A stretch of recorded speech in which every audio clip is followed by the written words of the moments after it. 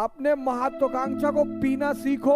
तुम्हारे साय को भी सपना तुम्हारा नहीं पता होना चाहिए। हम ये करेंगे, हम वो करेंगे, हम ऐसा करेंगे, हम हिमालय तोड़ डालेंगे, हम हिंद महासागर पी जाएंगे। क्यों बोलते हो यार? तुम दिखाने नहीं आए हो, जलाने आए हो। तुम यार ना किताब पढ़ पाओ, ना पिक्चर देख के कुछ समझ पाओ। तुम करते क्या हो यार जिंदगी में? अगर आपका सपना किसी को पता चला और आप टैलेंटेड हैं,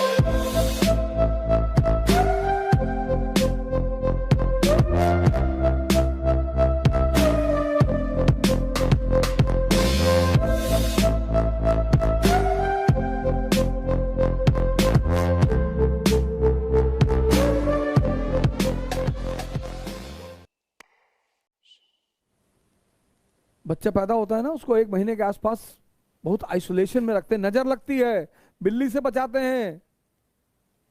तुम क्यों अपनी गाथा को लोगों के सामने गाते हो? हम ये करेंगे, हम वो करेंगे, हम ऐसा करेंगे, हम हिमालय तोड़ डालेंगे, हम हिंद महासागर पी जाएंगे। क्यों बोलते हो यार? तुम सिर्फ तेंदुलकर की तरह खेलो। इतना मार मार दो अब्दुल कादिर को, इतना मार दो शेन वॉर्न को कि इनको सपने में तुम आने लगो। क्या नाम था उनका, वो जो फास्ट बॉलर था? अरे जो बड़े बड़े बॉल रखा हुआ था, शोएब अख्तर। शोएब अख्तर ने एक वर्ल्ड कप के सेमीफाइनल में कहा कि कल पहली बॉल पे तेंदुलकर का विकेट लूंगा। आ रहा है, मुझे समझ में आ गया तेंदुलकर कोई बड़ा खिलाड़ी नहीं है। ये स्टीव वॉ की नकल करने लगे। ये सब स्टीव वॉ करता था, पर वो बड़े ढंग से करता था।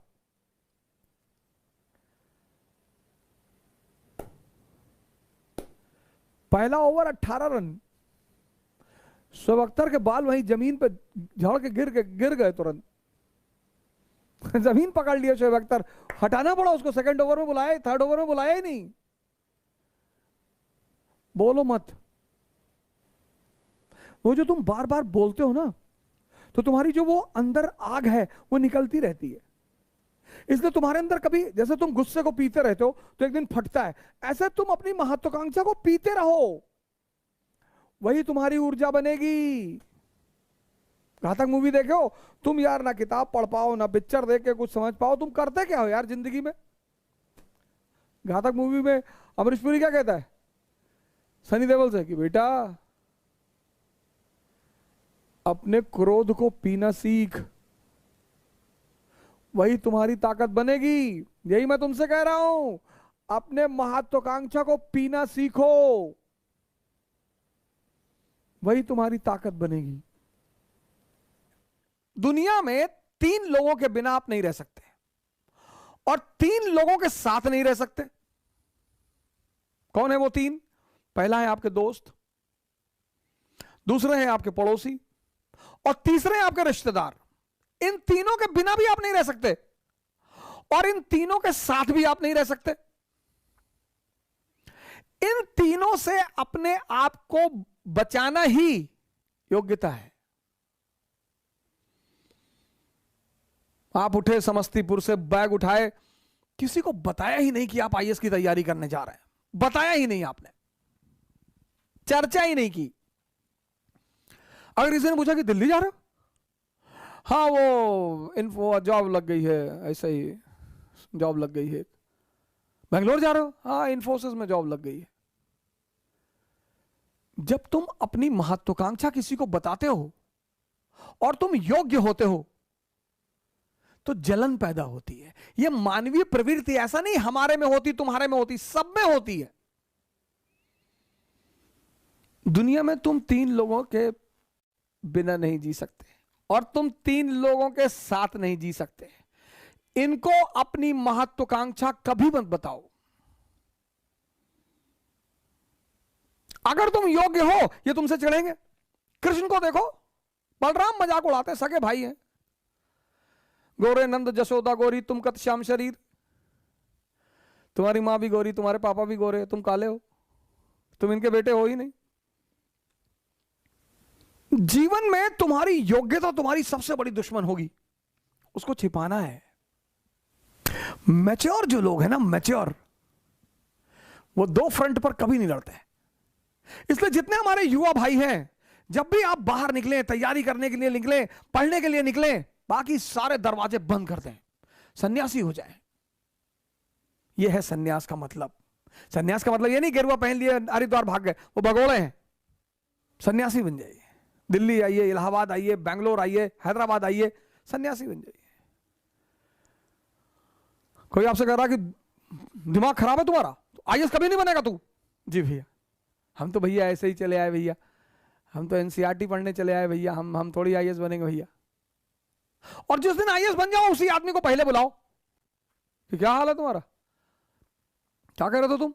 अरे भैया हम तो ऐसे ही कह रहे थे भैया, हमारी तो अम्मा कहती हमारी शक्ल कुत्ते जैसी। बिल्कुल सही कहती तुम्हारी अम्मा। घबराइए मत, प्रेशर में मत आइए। जीवन में अगर एम्बिशन है तो बस एक चीज से बचना है, प्रेशर से।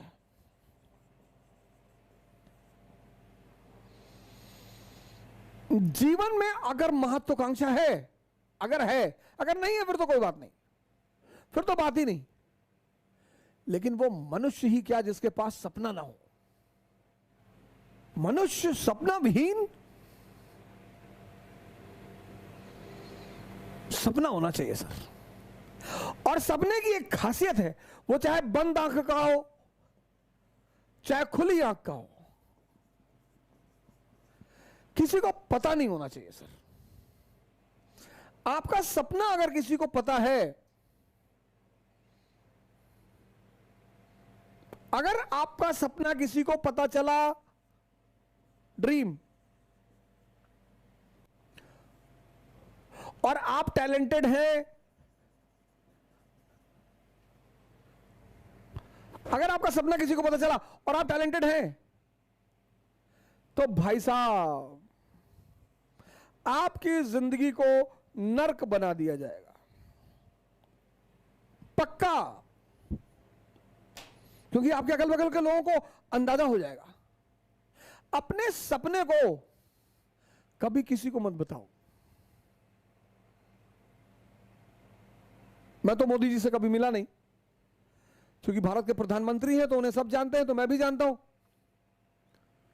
लेकिन मुझे नहीं लगता कि कभी उन्होंने किसी से कहा होगा कि मैं भारत का प्रधानमंत्री बनूंगा। लेकिन सपना रहा होगा सर, क्योंकि अगर वो कह देते तो वही नीचे उखाड़ के फेंक दिए जाते। सपने की एक खासियत है, तुम्हारे साए को भी सपना तुम्हारा नहीं पता होना चाहिए। क्योंकि हम मनुष्य हैं और हमारी कुछ प्रवृत्तियां हैं।